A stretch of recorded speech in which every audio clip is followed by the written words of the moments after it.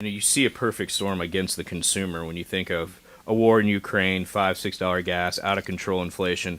So it's easy to kind of get a little bit depressed. But here's the secret. Earlier in the show, I said we've got good news. Well, here's the good news. Focus on what you can control. Yes. The controllable in the second most important asset you acquire, which is your vehicle, is truly total cost of ownership. So if you drive 15,000 miles a year, and I can do this math, let's say your vehicle gets 15 miles a gallon. You're going to buy 1,000 gallons of gas a year, correct? Yep. And if gas is at $5 a gallon, your annual fuel cost is now at $5,000. That's about 120% of the average rent factor nationally. So here's the good news. The good news is you don't have to drive that car getting 15 miles a gallon. Murphy Auto Group, that's made up of Toyota, Nissan, Chrysler, Dodge, Jeep, and Ram.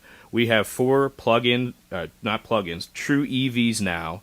We have over 13 hybrid and plug-in options. We have 52 different models that get over 30 miles a gallon. Wow. So let's just say you didn't want an EV, you didn't want a hybrid, you wanted an entry-level Corolla because we're focused on total cost of ownership, and it's going to get well over 30 miles a gallon, but for this example, let's assume it only gets 30 miles a gallon.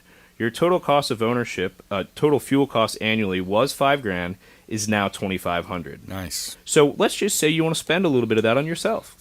That's fair to say. Yep. So we're still getting a Corolla, but we're going to get a Corolla S. We're going to get the best of the best. We're going to get the XM radio, the leather, lumbar support, all those things, and we're going to spend an extra $100 a month on our car payment. We're still saving $1,300 a year with out-of-control gas, Yeah. with uncertainty and inflation, with a crazy little gremlin in Russia. So what do? We focus on what we can control. Yeah. Now let's say we want something that's a hybrid. We can double these numbers again, and you can be going from $5,000 to about $1,500.